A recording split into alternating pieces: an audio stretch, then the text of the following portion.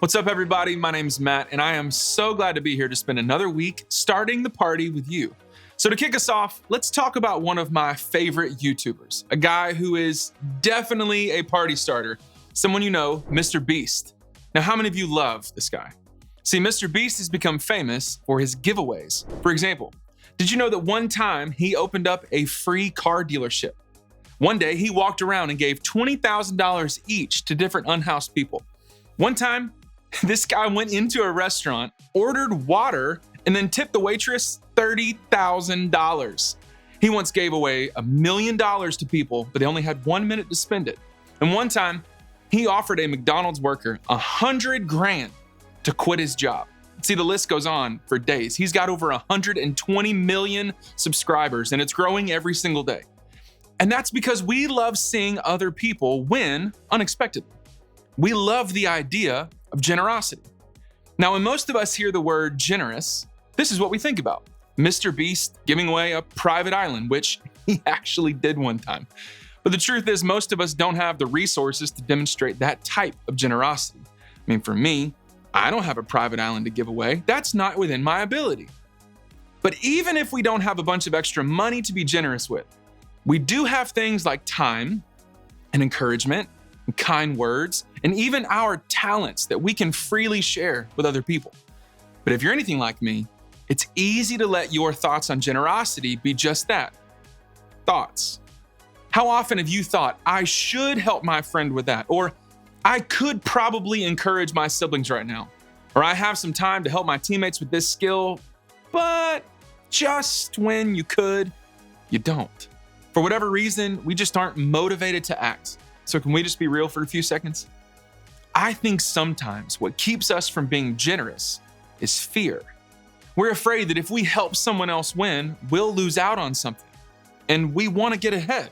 We want to win, and we want to get the most out of life that we possibly can. But if we're not careful, our desire to be the main character can get in the way of something really important, being generous with other people. Sometimes we're worried that making someone else the main character in the room will get in the way of us getting ahead in life. We're afraid that if we give to someone else, that there won't be enough left for us. We're afraid that if we use our resources and our skills to help someone else succeed, there won't be enough space for us to succeed too. We're afraid that using what we have to help someone win in life means that we will have to lose. And I think that's because it's easy for us to see ourselves as the main character in the story. We want to be the hero, we want to be the winner, and we want to be the one that walks away with everything at the end of the movie. So when someone else gets the attention and someone else gets the win, it suddenly feels like our status is at risk because there can only be one hero in the story, right? And if it's someone else, well, then it can't be me, can it? And so we hold back.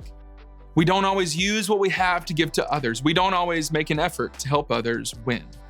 But can I just challenge us with this question? What if we're missing it? What if by choosing not to be generous with what we have, we're actually not winning? What if there's a better way to start the party for everyone, including ourselves? See, during his time on earth, Jesus spent a lot of time helping people learn more about what it meant to be a party starter. Sure, he didn't use those exact words, but so much of Jesus' teachings were about what it means to live the kind of full and awesome life that he promised us. And that's what being a party starter is all about. To help people understand what he was teaching, Jesus often used parables or stories to make his point. And today we're actually going to look at one of those parables to help us understand what it really means to help others win. But first, let me set the scene for you. So this guy came up to Jesus with a complaint against his brother. And see, their father had died, and one of the brothers wanted to share their wealth that they inherited, while the other one wanted to keep it for himself. And the brother who was looking to receive his portion of the money asked Jesus to get involved and to tell his brother he should go share the wealth. And this is how Jesus replied. Then he said, "Beware, guard against every kind of greed. Life is not measured by how much you own." And so right away, Jesus was saying, hey, be careful in thinking that life is all about what you have or what you can get. In other words, be careful thinking that life is only about you. Now, while we don't know for sure, I have to assume that this brother was thinking, what about me though? Will there be anything left for me? And honestly, I get it. I think it's human nature to think that way. And so now Jesus, knowing this, goes into another parable to expand his answer and help us really get to the point of the story. Now, in this one, there was a rich man who made some money by running a really successful farm. He grew so much stuff on the farm that he literally ran out of room to hold it all. Instead of finding a way to be generous with the extra crops that he had, this rich guy decided to build even bigger barns to store all the crops for himself. And then he thought he'd be satisfied. But God had a different idea of what this man should do. Take a look at the way the parable ends. Yes, a person is a fool to store up earthly wealth, but not have a rich relationship with God. It's pretty harsh, huh? I mean, nobody wants to be called a fool, but sometimes this is how we think. Like the rich man in this parable, we think that a full life is found in getting everything that we want. But Jesus reminds us here that there's so much more to it than that. A full life, a good life, a rich life, that's not found in what we have. It's found when we are able to celebrate others. When we're able to let go of a scarcity mentality and embrace an abundance mentality. It changes how we see others. See, rather than acting foolish by holding on to everything that we have out of fear, God wants us to be party starters who choose to give what we can so that others can win. Think of it this way. A party starter knows that part of winning is helping others win. You can imagine a party starter as someone who is always cheering for the wins of others. They're the kind of people who, if it isn't totally weird, walk in a room with some noisemakers and bullhorns and doing whatever they can, ready to make some noise, generously encouraging the people around them to win. See, part of looking for ways to help others is realizing that no matter what you have, it's always better to give than it is to receive. Being generous takes sacrifice, but we can be confident that it leads to more of the life that Jesus has promised us. So we live not thinking about what we'll lose, but we live thinking of ways that we can help others and wind up experiencing a more full life. You remember the last World Cup, right? Whether you loved it or you hated it, what you can't deny is that soccer or football is the most popular sport in the world. Every 4 years, teams representing countries all over the globe come together to compete for the World Cup. And this is a really big deal in a lot of different countries. So even though someone in Buenos Aires may never actually step foot in the stadium or make a single pass in a game, they're cheering as though a win for their team is a win for them personally. In fact, when it comes to soccer, sometimes it can even be hard to tell the difference between what a win means to the player versus what it means to the fans. Winning just means so much to everyone. Let me show you what I mean.